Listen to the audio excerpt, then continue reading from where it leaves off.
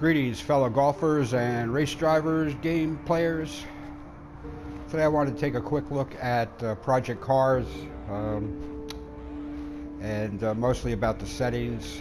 So this is the main screen where you can go into career, solo racing, online racing, check your stats on the driver network and such, time trial.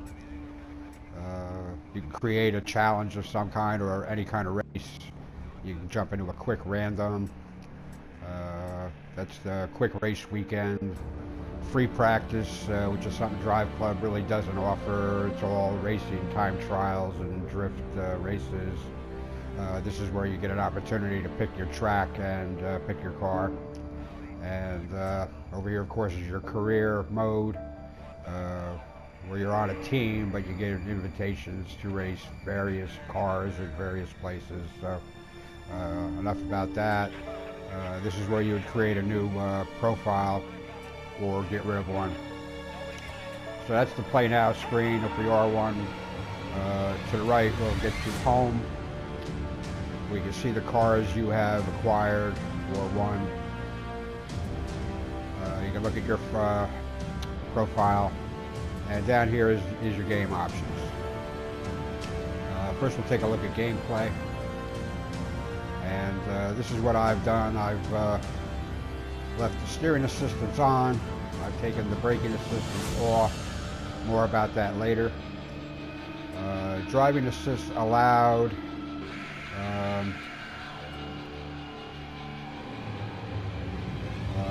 For real. So if a car has anti-lock brakes and stability control, it'll allow them to work. Damage is set to visual only, which in career mode on the 3-lap races, it's kind of silly to set it anywhere. Mechanical failures, no.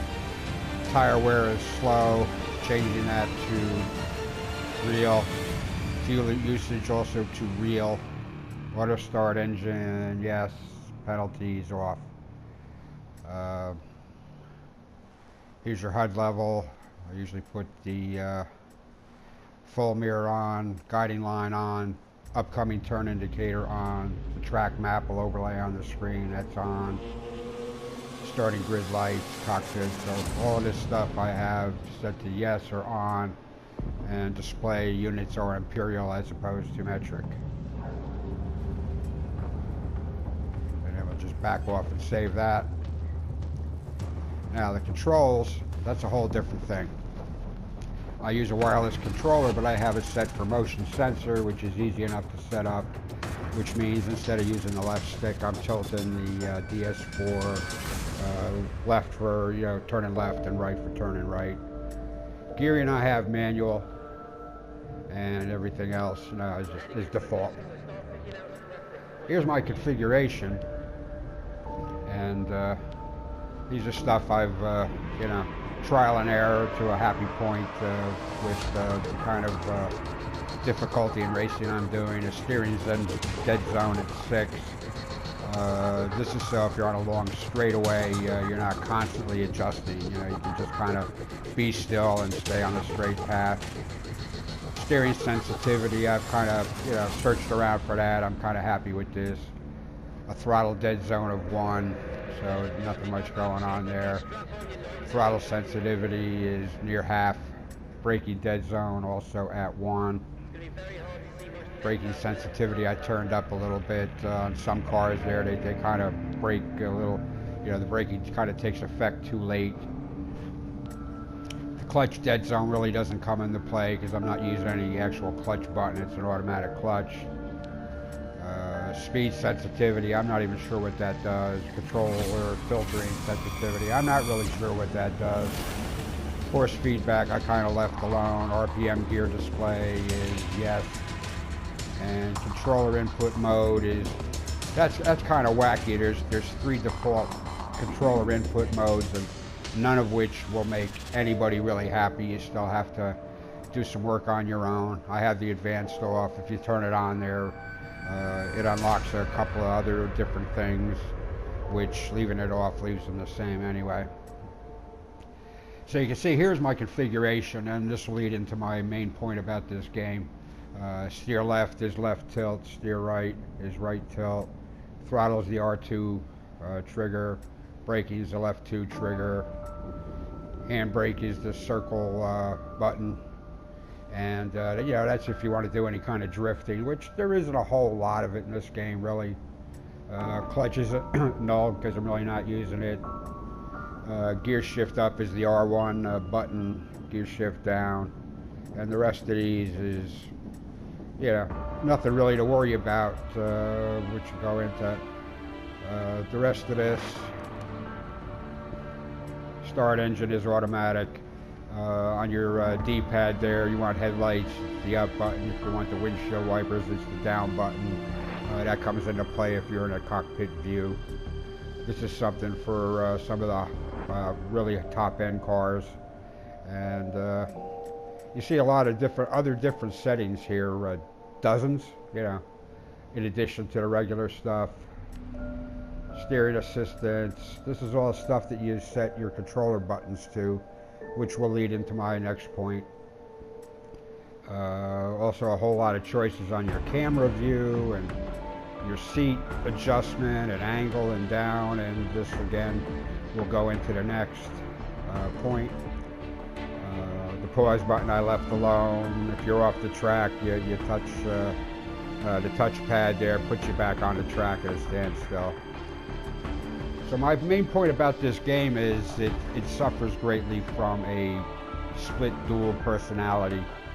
The casual player is only going to have any real fun with this in the default easy, as close to arcade settings as you can get. And as you can see, all these other button assignments here would be impossible to do on the limited amount of buttons on the controller. So if you want to get into closer or all the way into a full simulate racing kind of play, it would be impossible. This will only be for people with wheel, pedal, shifter rigs, maybe more than one screen, which this game will support. That way, you know, you don't need a trigger for a throttle, you don't need a trigger for a brake, you don't need a trigger for a clutch, you don't need a button for upshift, you don't need a button for downshift.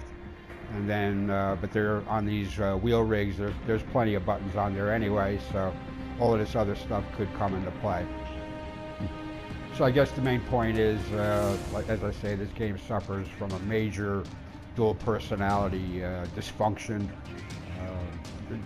It's just impossible to get full sim unless you have, you know, one of these hundreds or even $1,000 rigs for sim racing. And for everybody else there, you just, you know, do the best you can with the controller.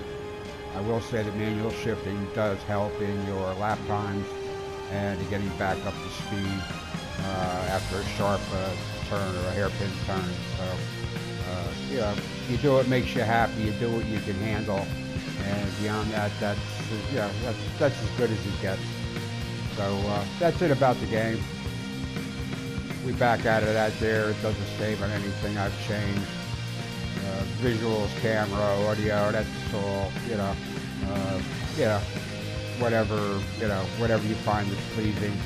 The digital manual really will not give you any clues. There is a website for this game to help the sim racers in some of the settings to find yourself a happy place. Yes, you can tune your controller for a lot of different things, like I showed you, for the throttle response and the dead zones.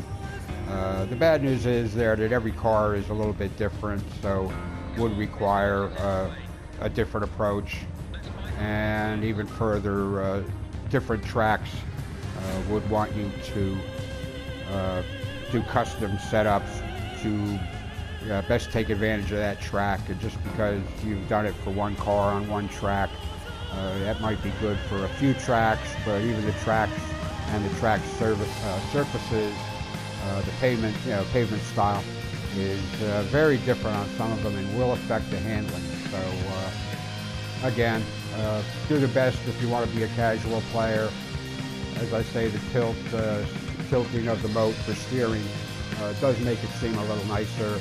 And manual shift, it only takes a while to get used to, so you can improve your speed and lap times by going that way and just working with it a little bit. So, all right, that's it for this, and I'll probably show some more racing live later.